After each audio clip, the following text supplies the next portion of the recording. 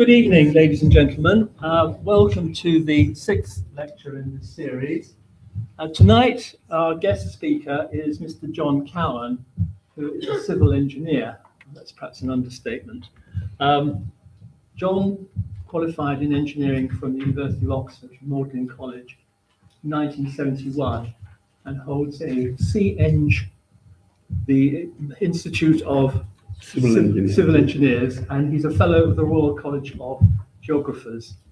This evening, he's going to talk to us about a project he was involved in, one of many projects he's been involved in professionally, which was the building of a massive sea wall around St. Petersburg in Russia. This was some time ago. He's worked on other projects in northwest China, in Georgia, and he even worked on the post-brutalist building in 20 Fenchurch Street, which became known as the walkie-talkie. It's very quick to point out he's responsible only for the foundation. So without further ado, I'll hand you over to Mr. John Cowen.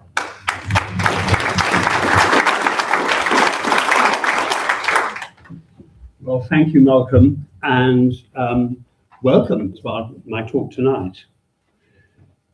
My talk tonight is set in St. Petersburg 20 years ago. I will describe my involvement with a major flood protection scheme. And by looking at this project, I hope to share with you my experience of working in Russia and to speculate how Russia's changing attitude to collaborative working may impact their ability to innovate. The period of my involvement coincided with a period of maximum cooperation between Europe and Russia. This project would not happen now with European involvement, given the changed relationship between Russia and the European Union. To give you some idea of my background, I list here a selection of projects when I have worked on the design and project implementation. They were all very different, and they all involved collaborative working in teams. And they demonstrate the diversity of civil engineering. International projects often have many different stakeholders.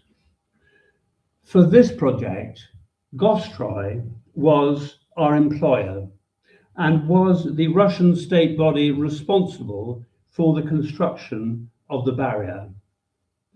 But although they employed us, as far as they were concerned, we weren't really there, since this was a Russian project. The European Bank of Reconstruction and Development, the EBRD, had provided £150 million worth of finance for the project. And the EBRD were the reason why Hullcrow were there.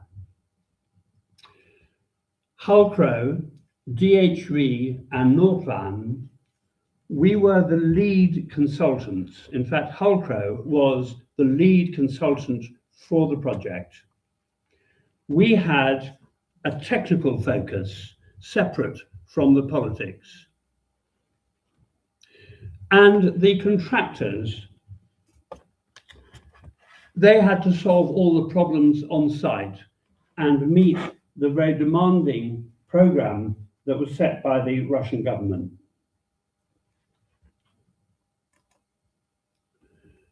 So the appointment of Hullcrow. In September 2003, Gostroy appointed Hullcrow as the lead designer for the whole flood protection scheme. Hullcrow worked in association with DHV, Norplan, and Len Hydro Project Design Institute. There were then at least 10 other Russian design institutes involved with the project. The project had originally been designed by the Russian design institutes using Russian codes under the old Soviet system. The Holcrow team brought more modern Western technology to review and update the design using European codes alongside the Russian ones.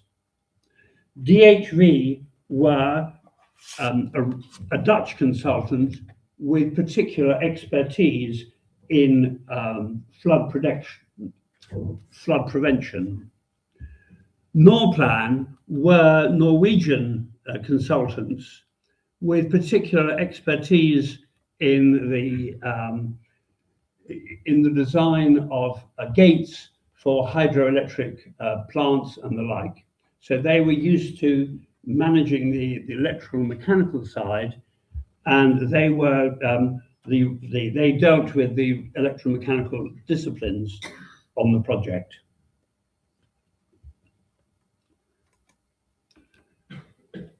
This is a satellite map showing the city of St. Petersburg, and the city of St. Petersburg is here.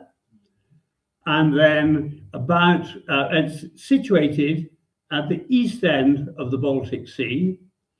And the city's location makes it particularly susceptible to flood surges coming from storms in the Baltic.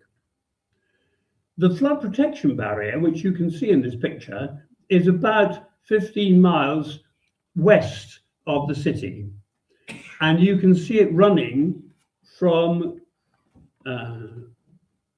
Gorskaya in the north to Kotlin Island in the middle, down to Bronka on the south. And as you can see, this is, well, that's 25 kilometers long, and you can see how it's similar in scale to the center of St. Petersburg. So this is a site plan of the project. And so we have an embankment, an earth embankment that's 25 kilometers long. That's quite a big embankment. And within the embankment, there are two shipping channels. And so we have here, this is the main shipping channel, which is the navigation opening C1, which is for the ocean-going vessels. And the shipping channel is about 200 meters wide and about 15 meters tall. And there were two horizontal steel floating gates, each about 4,500 tons. So these were very substantial gates. Then the other shipping channel was for the local shipping. That was still quite a big opening. It was still 100 meters wide, and that had a single steel gate, 15 meters high, and 2,500 tons. And then in addition to that, there were major sluices, sea sluices, and there were 6 sluices. There was 1, 2, 3, 4, 5, 6.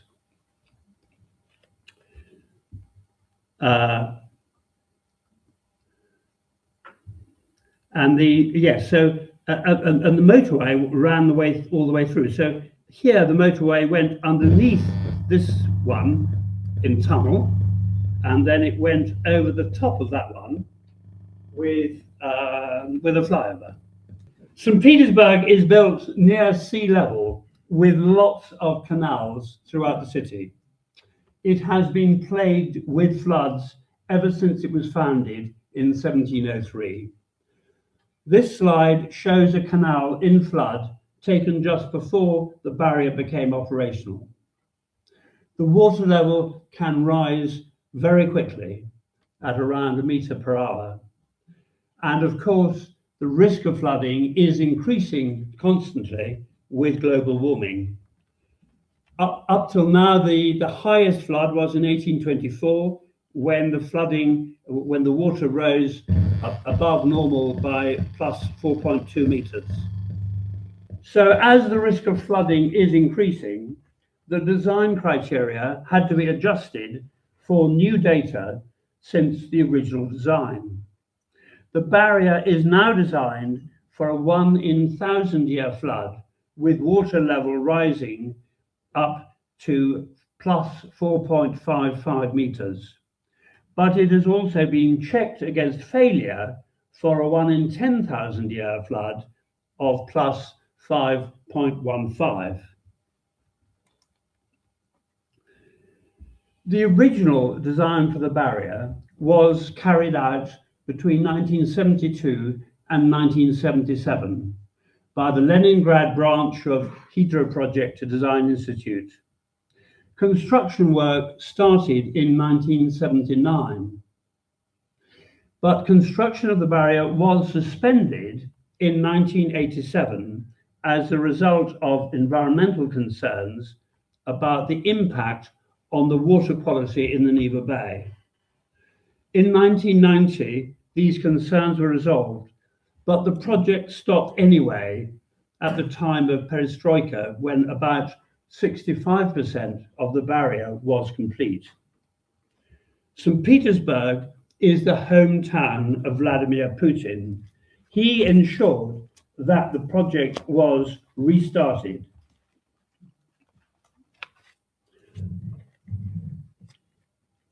With the help of European finance. And Halcro was appointed in 2003 to review a design that had been done around 30 years earlier, and to review the existing structures which had been exposed to the marine environment of the Neva Bay for about 17 years. When work stopped around 1990, the contractor had just walked off site. Cranes were left in place and the site was derelict. Only the pumps were maintained, which kept the cofferdam and the excavation dry. When we arrived on site, it was cold and bleak. This was a Russian project designed to Russian codes. Initially, many of the Russian designers were suspicious of foreigners. The culture was resistant to sharing information. Knowledge was power, and you only gave away the minimum. Theoretically, we had access to all the information, but in reality, the information was difficult to get. An example: when we asked for the grade of steel for the floating gates, we did not get a straight answer. It was such a simple question and fundamental to checking the design of the gates. We couldn't understand the difficulty. But then it transpired that the gates had been designed by submarine engineers, and they had specified the steel they used in submarines. The grade of steel was considered a military secret. We got the details in the end, but it was a painful process. So initially, we were collecting all the information that we needed for the design check. We had drawing lists, but on a project of this size, there were thousands of drawings, and we had no way of knowing what to ask for. And indeed, many of the Russian engineers didn't always know what was available. This had, of course, been designed 30 years previously, so it's not surprising. There was not a complete set of as-built drawings. In my opinion, if you want information, talk to the person who knows the answers and talk directly to the engineers doing the work rather than the bosses who have perhaps a political agenda. So I asked to see the document controller. He is the man who stores the drawings. a bit like a librarian, they're quite often quite junior, and they often feel unappreciated. The document controller was full of smiles, full of cooperation. He was so pleased that we appreciated his work. He was delighted to provide the detailed drawings that I needed to check the concrete design and the reinforcement. So we started the process of collaborating for the whole project. This type of drawing is, it's a drawing of the concrete, and it's the type of drawing that we needed for checking. In this case, it shows the fully dimensioned shape of the concrete for the base of the shipping channel. As part of the design review, I looked at the Russian codes for concrete design, and I also checked key elements to the equivalent Euro codes. And I made sure that the structural drawings that I looked at, including the reinforcement, matched the design calculations. And in procurement was an important part of the Hullcrow role. The EBRD wanted to demonstrate that the barrier could be completed on time and within budget using open and transparent procurement practices. The building contracts were all international FIDIC construction contracts. We had to prepare the documentation fast to meet the demanding construction program. So here we have a plan of the C1 navigation structures. And you can see in the middle here, that is the shipping channel. And that shipping channel is 200 meters wide. And then you can see here that there is the curved docking chamber, the docking for the gates, and you can see there roughly where the gates are. You've got at the entrance and at the exit, you've got breakwaters, which are protecting the gates against dangerous ships or against storms. And then on each leg of that, there would be navigation aids for the ships. And then there is, of course, the motorway. And we've got a 6-lane motorway, and the 6-lane motorway goes right through the middle. So here is the motorway here, and the motorway then goes into tunnel. And the motorway goes underneath all of this, and then comes out the other side. Just goes straight. And you can see below that that is the section where that is the shipping channel in a concrete trough. And then underneath that, there is the tunnel. I think that, and of course, in that section, the vertical scale is exaggerated. It's not quite as steep as that. Right, I'll now show you how we close the gates. So you have to, the black bits are the gates, and you will see that there is the main gate. Each gate are, there's a small line on the paper, but it's actually 120 meters long. And it's then supported on these arms, and that goes back to a hinge there. And of course, there is a pair of them. And when the gate starts in normal operation, it actually sits in its docking chamber, which is a dry docking chamber, and at the entrance there is a smaller pair of gates here to keep out the water and keep the docking chamber dry. So then we start, well then what you do, if you want to close the gates, you flood the docking chamber with water, and you open the docking chamber gates, and you push from behind, from here, with the tractor. And I will show you the tractor a little bit later. And the tractor then moves around, and the gate pivots around the hinge. And so the docking gates, the floating gates continue to close, and closing the gates takes about 45 minutes. So then the two floating gates meet, and then the gates, at this stage, they're still floating, and then they are allowed to sink to the bottom of the channel. And the lowering takes about 25 minutes. And when the gates have been lowered, they are then fully closed. Now then, this shows the wall of the shipping channel and the gate to the docking chamber.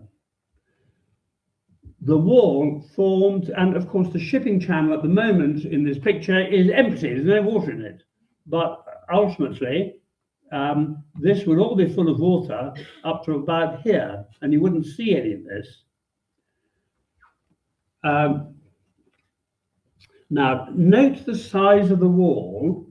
You will see down here, there are some people, some men on a ladder, and there's one on a ladder here. And that gives you a sense of the scale when compared with the height of that wall. And when you look at the next slide, I will be showing you the complete channel, and this wall looks really quite small.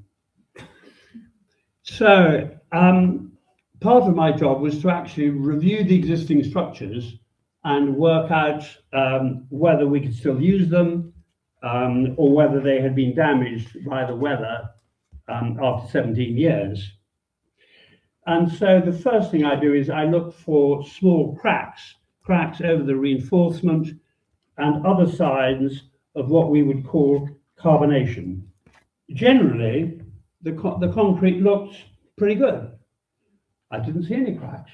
I was surprised. I thought I would. Actually the quality was confirmed later by a comprehensive testing program. Right, now this is the empty shipping channel. And you will now see over here, that's the wall that we were just looking at, 18 meters high. And of course, we have the matching one on the other side. And of course, 200 meters is rather more than 18. So you can then just see the size and the scale of this 200-meter wide channel.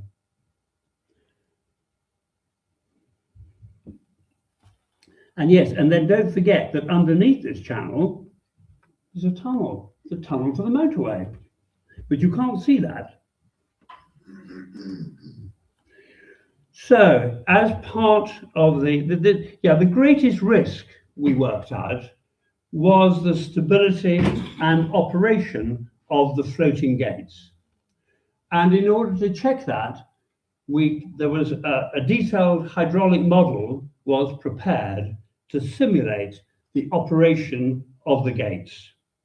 And you can see in this model, that's one floating gate, and that's the other floating gate, and it has its own support frame going back to a hinge, and these are the support frames on this side. And then when it's floating, it is closed by pushing here, which is simulating what the tractor does. And during the storm surge, the water level on the seaward side can rise above the water level on the Neva Bay side. The maximum difference in level could be up to 3.5 meters under extreme conditions. And therefore the water flowed underneath the gate. And the water flowing underneath the gate caused complex dynamic loading. And it was found that the gate might vibrate and become unstable if the difference in water level was more than 0.5 meters. So clearly there was a real risk that this whole gate might become unstable with the original design. Now this was a problem because the gate pieces and the docking chambers had already been made and the dimensions could not be changed. The solution was to add a hydrofoil section to the lower edge of the gate, and this was welded in situ in the docking chamber. The other thing, the gate hinge is 1.5 meters diameter solid ball. A model was made of the hinge for testing because it was subjected to high stresses. The large load from the gate arms is supported onto a small area, and the loads had been increased from the original design. And the model showed that there was indeed a risk of cold welding between the metal surfaces. This is the hinge seating into which the ball sits. And again, this is a model of what would be in true life. In true life, it would be 1.5 meters diameter. Again, the dimensions of the hinge and the hinge seating would be very difficult to change because of what had already been built. So the solution to this problem was an improved pressurized lubrication system between the ball hinge and the hinge seating. This slide shows the model hinge assembly being tested. The load is applied. Here is the steel ball. The steel ball is in the middle, there, sitting within the seating.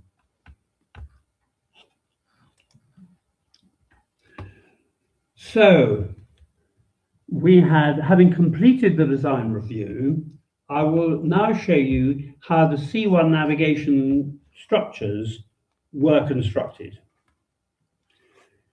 The C1 gates were in 230 fabricated sections when we arrived on site.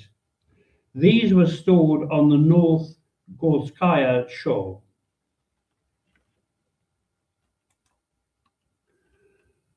This is the docking chamber ready to start building the floating gate. The concrete work was completed sufficient to get started, but you can see the exposed reinforcement there, that it wasn't completely finished. The bottom of the gate was one of the first gate units to be installed in the docking chamber. And you can see here part of the crane that was used to lift the units into place. And you can see behind here the steel canopy that would have been used to form an enclosure, which they had to do for winter working.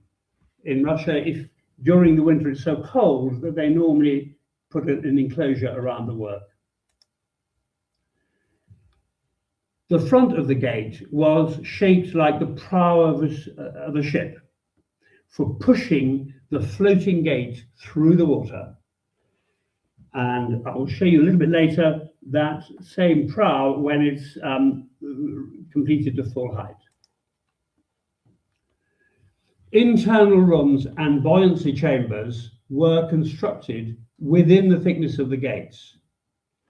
And you can see how each gate unit is 2 stories high. Large gate units were welded together and then lifted into place on the gate. And here you can see them, you can see how they fit together on the gate as the gate is constructed. And with these large units, you can raise the height of the gate really quite quickly.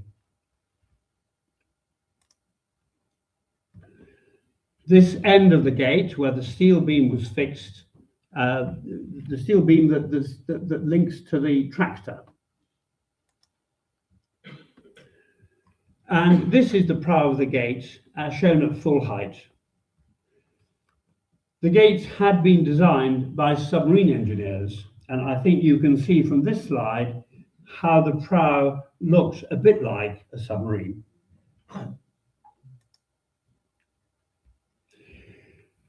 The floating gate was moved by a unique tractor with special high-capacity thrust to move the floating gate. The tractor wheels had cogs which were designed by a former Army tank commander. There are 28 sets of wheels. The tractor rails were supported on steel beams, which were then set into concrete. And you can see the steel reinforcement cage underneath the steel beams. The tractor rails, well, you can now see the tractor rails surrounded in concrete. And then you can see the tractor with its special wheels running on the tractor rails. So there is the tractor on its tractor rails, and then this is the steel beam that connects the tractor with the gates. And so the tractor is able to move the whole gate, and it does it through this steel beam. We return to the plan of the C1 structures. And I've now explained to you how the shipping channel was made. We have looked at the docking chamber and the construction of the gates. And now I'm going to show you a little bit about the tunnel. And the tunnel, of course, runs through the middle, underneath it all. The tunnel had a concrete floor, walls, and roof. The tunnel was cast well, it was made in smaller sections, but it was made basically into a section of tunnel that was continuous for 60 meters. This is to allow shrinkage of the concrete. And then between the 60-meter lengths, there would be a 2-meter gap to allow, and they would have cast this lot, and then they would have waited for 30 days or perhaps 60 days before completing the 2-meter gap in order to reduce the risk of shrinkage. And of course, shrinkage in a tunnel might mean that the water gets in. So here we have the joint detail for the tunnel. You can see the 2-meter gap and where the waterproof membrane was included to allow for future shrinkage. The original steel plate waterproofing was replaced by a double-skinned PVC waterproofing membrane.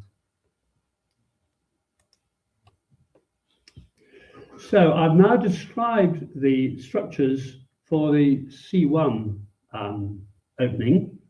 And I'm now going to look at the structures for the C2 opening, which was still substantial, still 100 meters wide, but not quite as big as the big 200-meter wide opening. And here you can see this is the completed C2 arrangement. And you can see here the breakwaters with the navigation aids on both sides. You can see the motorway going over the top on a flyover. And then down here, there is the gate, which can be closed off in the case of flooding.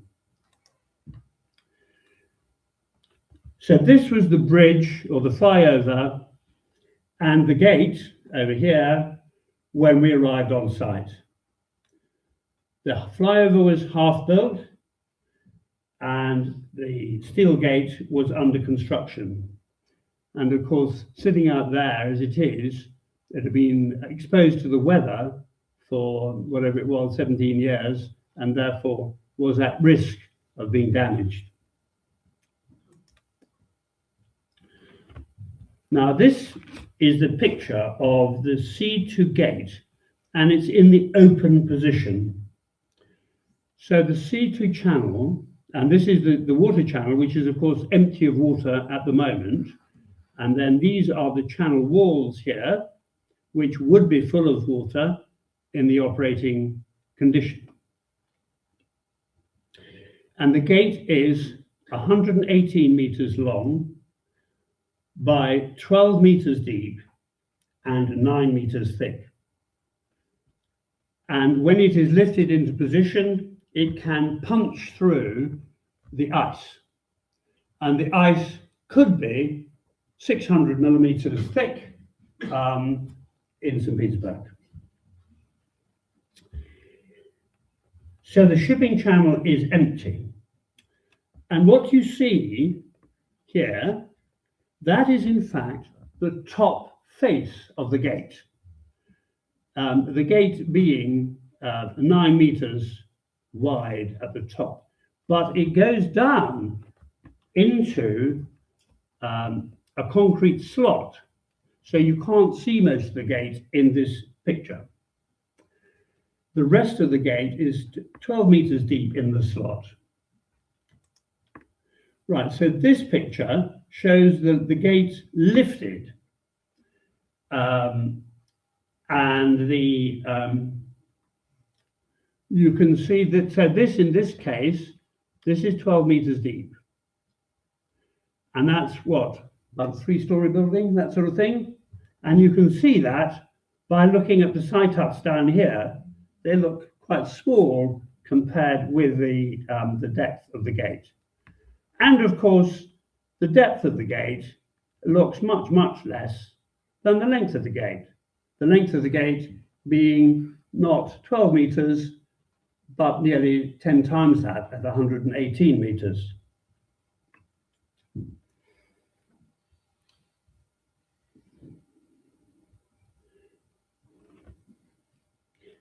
And then you can see at the end of here, there are actually 2 pistons which are the lifting mechanism for the gate. And these are the pistons for lifting the gate. And the gates are lifted by 2 hydraulic pistons at each end of the gate. And of course, those pistons have to have a capacity to lift not only the gate, but also any ice that might be sitting on the sea, on the surface of the sea. And as you can imagine, these are quite strong and quite chunky. So this here is the connection detail, which reflects, it is chunky, and I think it reflects the simple muscular engineering of the project. So here the gate is ready. The shipping channel is flooded, and you get, here is the gate in the closed position. And that will then stop any flooding that occurs. Perhaps it can be lifted a bit further up, but that is its closed position. And so this is the completed C2 navigation. The open gate is underwater and out of sight. You just see the motorway flying over the top with the navigation lights.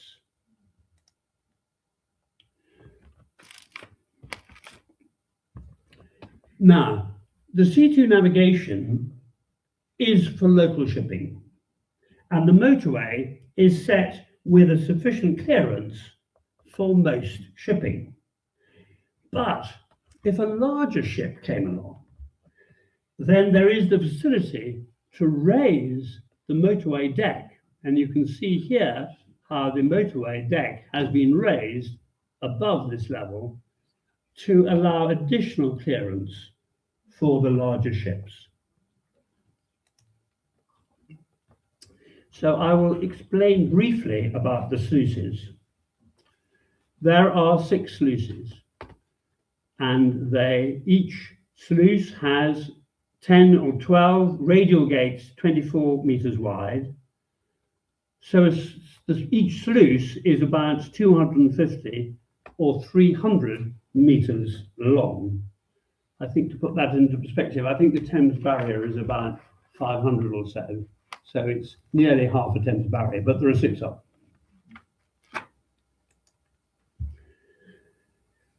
These are some of the radial gates, and the radial gates were substantially complete when we arrived on site, but they needed a lot of refurbishment.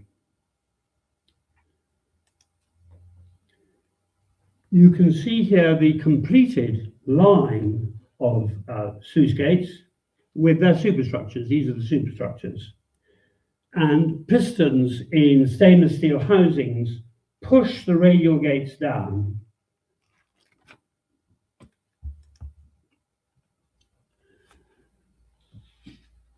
In 2008 was an important year, and here you see an aerial view of the C1 navigation. The shipping channel here, going through the middle, is completed.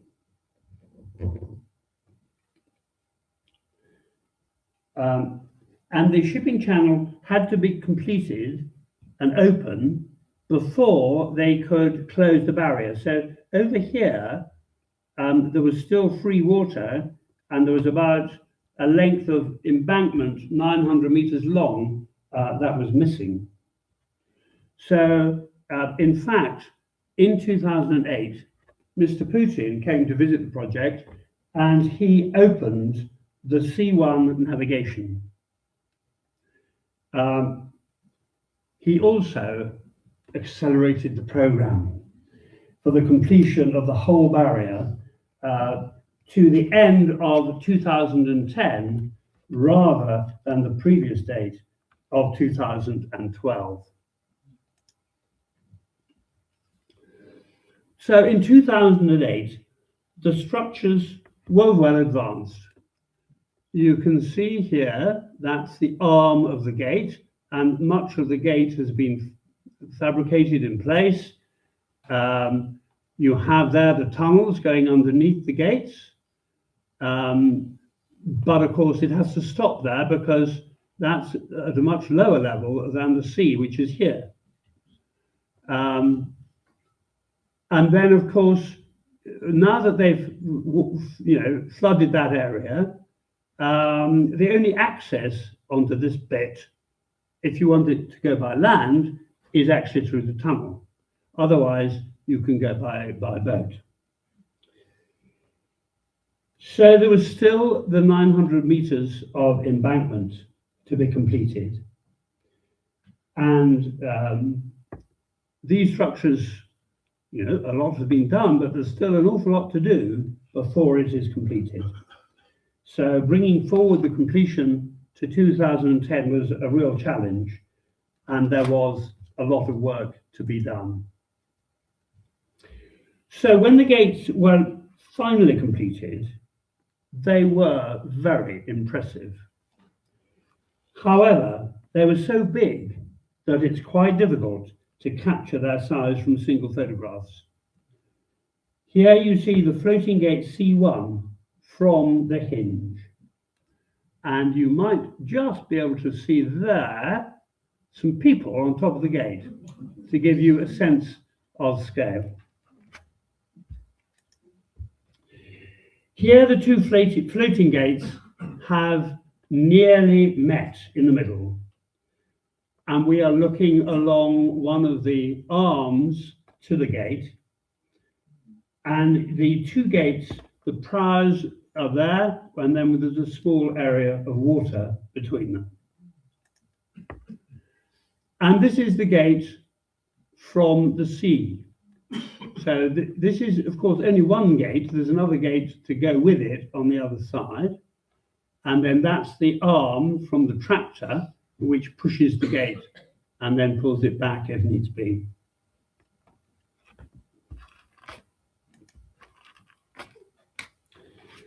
So we thought we had finished. But no, life's not as simple as that.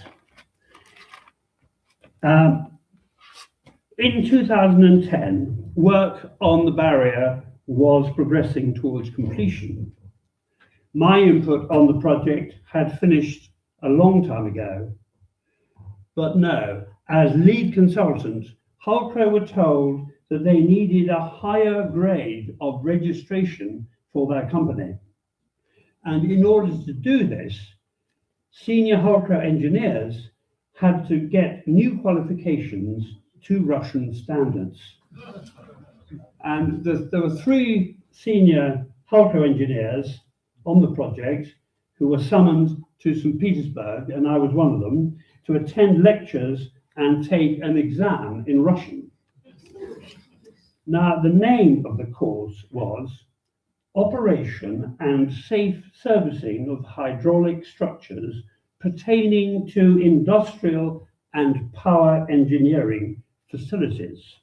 Now, that's quite a mouthful, isn't it? Now, this was the Hulcro team who were there. Now, that there is David Edwards, and he was the Hulcro project manager based in St. Petersburg, and he really drove the project. This was Jim from our Glasgow office, and he looked at the steel gates, and there was myself here, and I'd looked at the concrete and the stuff on site. And then these were 2 Hulcro, well, they were really help us with the translation. Now, before we arrived, I tried to think, what's this course going to be about?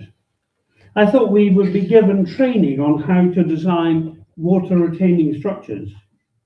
And even after we had started the course, I was wondering, what's it all about? It was so bizarre. I felt there had to be a backstory. So, we discovered that there was a catastrophic failure at the Cirencester hydroelectric dam miles away in Circassia. This all happened in August 2009 during the construction of the St. Petersburg flood protection barrier. The holding down bolts on one of the turbines failed, and the turbine was blown into the turbine hall.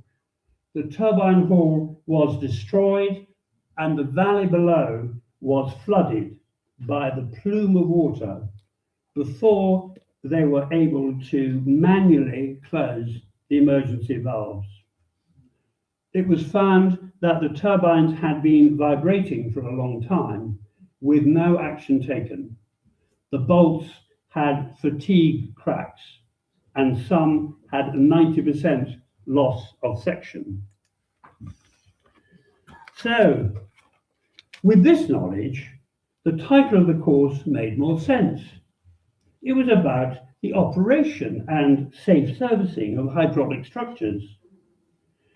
This was really for the operation and maintenance manuals, and I would have expected criteria about maintenance and risk assessments, or even a risk register. But no, there was nothing like that. A sample of the day 1 schedule included state supervision of safety for hydraulic structures, state regulation system in the area of safety of hydraulic structures, state supervisory functions for the safety of hydraulic structures, Russian law on the safety of hydraulic structures. This was more about technical control in the future, re-establishing the old, good, solid Russian system based on Russian codes and Russian institutions. I sensed it was pushing back the foreigners. Enough of foreign expertise. It became clear that we were going through formalities. The expectation was that we would all pass because it would have been a nonsense if we failed. We had an exam in Russian. It was online, multiple choice exam. We were given the answers to 120 questions, and we were told the exam would select questions from the list. We each had a Hulkro interpreter with us to help us on our way. We all got full marks, and they said that they were impressed by our grasp of the subject. So I will end with this speculation, something for you to think about. If you want to control technology in the way the Russians do, then that will inhibit innovation. The old Russian system of design institutes worked best when there was close cooperation between the universities and the design institutes. But that cooperation was developed over many years, and it was ruptured in the 1990s after Perestroika. So I suspect that our course at the end was a symbolic waving goodbye, not just to us, but to all Western design consultants. That was the goodbye slide.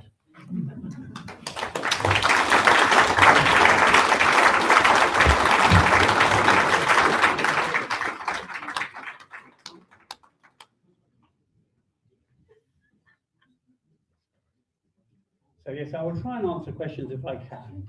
Thank you very much, John, for that wonderful lecture. I have to say, it makes the air balloon roundabout fall into insignificance in the Russian scale of engineering. It's quite incredible to actually get your head around it, isn't it? It is. Ladies and gentlemen, we have here to this evening as well in the audience David Edwards, who was the senior project manager mentioned by John on this project, and he's happy as well to join in and answer any questions. I think he's rather trapped where he is, but, so he won't be joining us here. So I'll throw the floor open to any questions.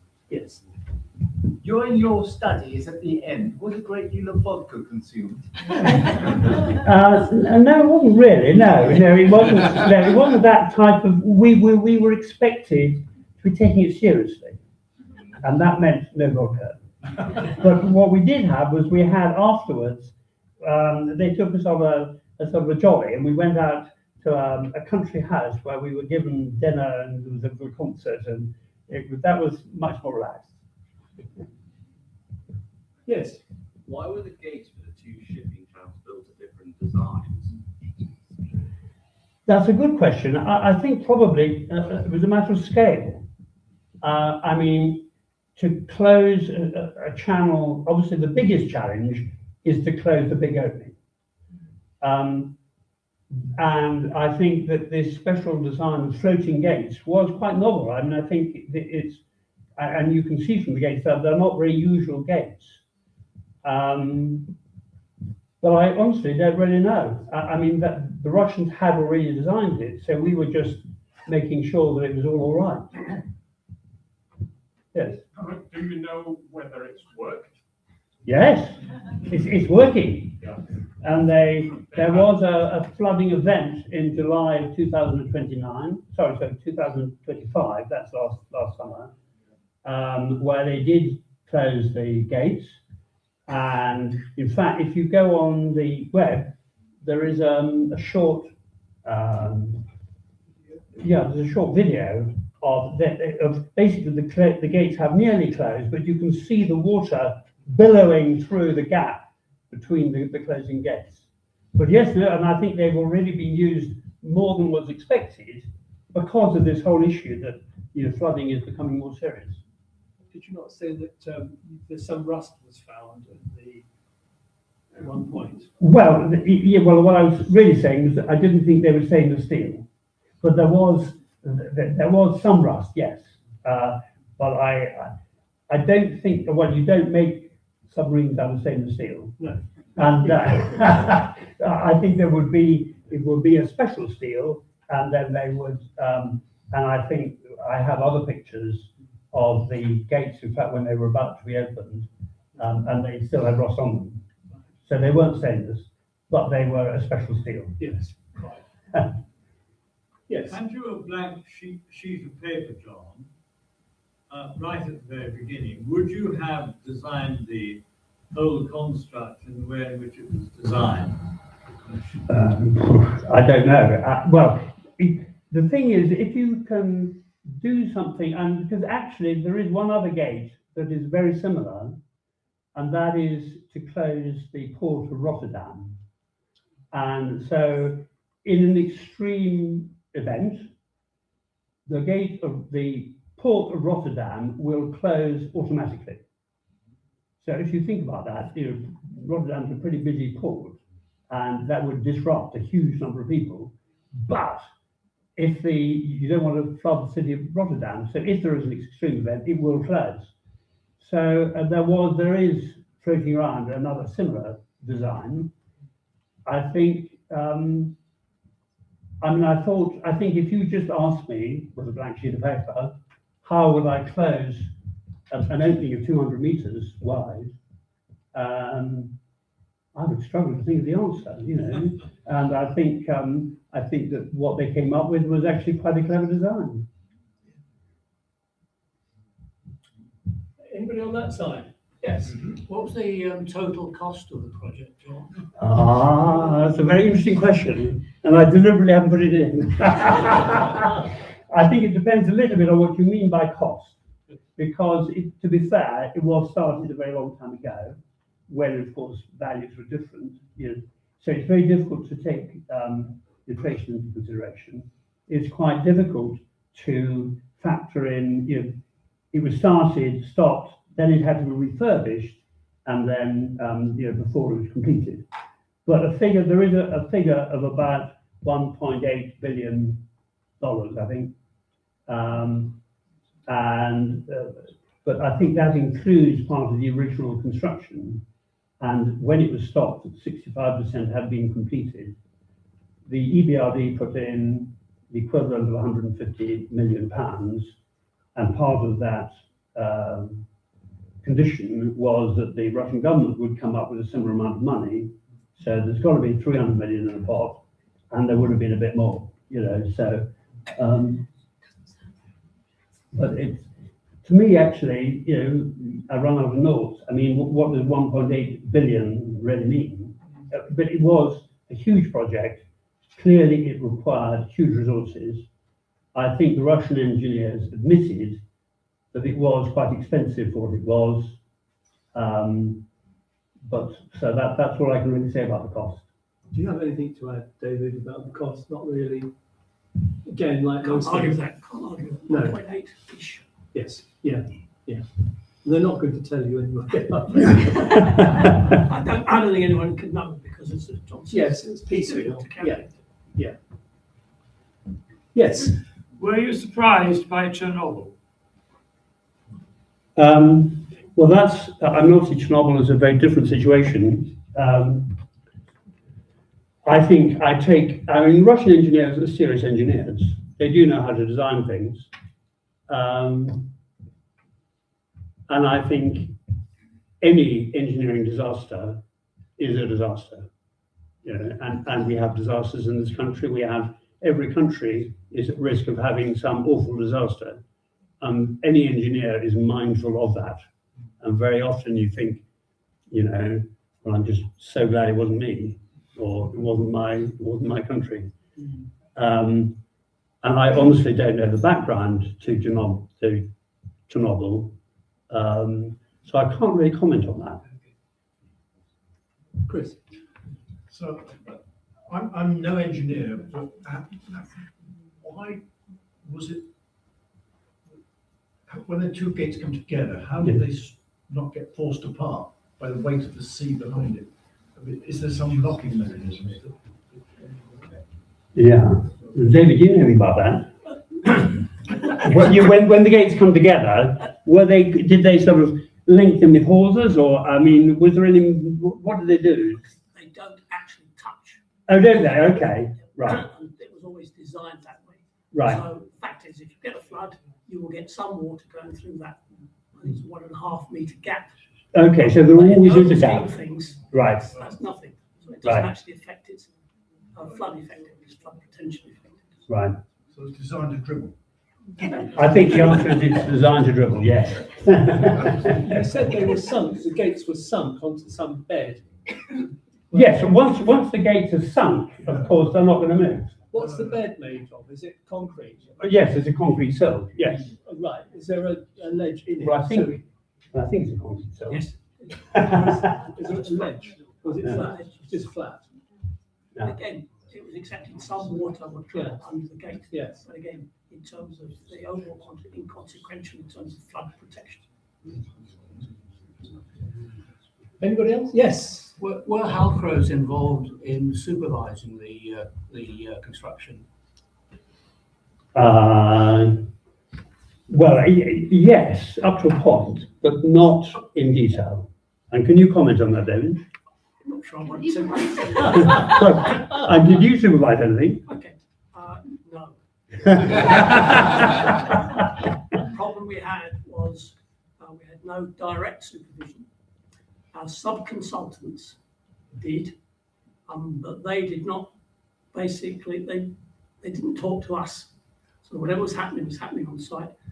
But at the end of the day, we retained our responsibilities as the as a lead designer. Mm. So there were some inbuilt responsibilities which we were contractually obliged to fulfill, but with no practical way of doing it. I understand. It's a difficult question. Add to that, something John It's a bit just said. difficult to have the responsibility when you can't supervise. Yeah. Yeah. The fact is, the Russian engineers we were working with in the main were very competent, and they knew what they were doing. So it wasn't as if there was stuff going on that we should have known about and would have done something about. Yeah. And there was a level of trust, I think, between us and the Russian and The engineers. site engineers. Do we have any estimate of the probable life expectancy of the project? No, I don't think we made any assessment of that. I think I mean, all major projects are expected to last a long time. Sure. Whether it's 50 years or whether it's 100 years, I don't know. But it would be that order of magnitude. It wouldn't be 10 years. What the limiting factor being steel. You've got a major rebuild to consider. Yes, well, I think different bits would wear out, and it's normally the electrical equipment that goes first. So I would imagine those pistons might have trouble sometime. But you know, the main gates were pretty solidly made, and I think as long as they were maintained correctly, i.e. they would have to be painted. They were whites, as we saw in the pictures, so I imagine that's paint. So they would have to be maintained correctly, but then I think they would last for a very long time. But things like the hinge, those places where which are critical, they would tend to be the places that go. You can imagine that if the lubrication system gives up on one of the hinges, then the hinge might get damaged. That type of thing over a period of time. What can you say? I mean, in general, most of the design was very Russian and basically very simple. So there wasn't actually a lot to go wrong. Now, if you compare the hinge, for instance, there's a similar barrier as you mentioned, in Rotterdam, and that has a completely different hinge arrangement. It's a great big ball with low resistant pads spread around. I think the thing's about 8 meters diameter. I mean, it's quite different. And modern technology is probably more likely to go wrong. What we discovered with the hinge testing we did was, although there was some cold welding, it was disputed as to how serious that was. For example, when we opened up the model to look at it, our mechanical engineer looked at it and said, some cold welding. The Russian engineer, when he opened up, looked at it and said, oh, perfect. Now, the fact is, with that cold welding, the thing still worked. So as I say, I think it's likely to last a long time. Any other questions? Yes, I just wonder who signed the whole thing off. Whose responsibility was it? For the design, Well, yes, I mean, again, responsibility was quite complex. Would you like to comment on that, David? yes, it is quite complex. Can you have a microphone? Yes. Take the microphone. It was quite complex, and at different stages of the project, there were different pieces of paper that needed signing. And normally, there would probably be about 8 to 12 signatures required. And one of those signatures was mine as the lead designer, but along with assorted other people, everyone from the client's engineer, the contractor. I think it's the Russian approach. If you make enough people responsible, no one's responsible. Something to emulate, I think, in this country. Any further questions? I was just wondering about the sudden rushing to Mr. Putin saying 2010. I mean, what effect did that have in sense of the stresses and so on? Was he putting more resources in to allow that to happen or not? Was it just a whim or a demand? Well, I think he had been talking to his engineers beforehand, but I think it certainly was applying a lot of pressure on the whole team. But I think David would be able to answer that better. yeah, Richard. Yeah. I think when it came to that particular extension, the Russians were very keen on completing road, the motorway around St. Petersburg. The EBRD loan initially for the contract was for the flood protection and specifically did not include the tunnel, the tunnel completion to allow the road to be built.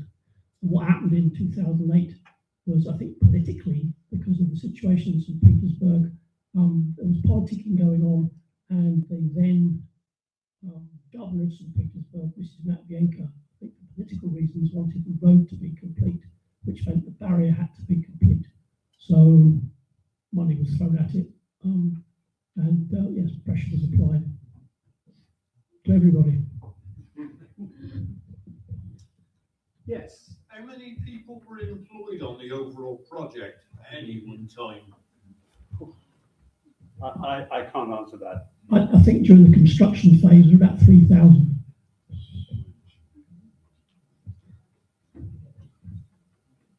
Right.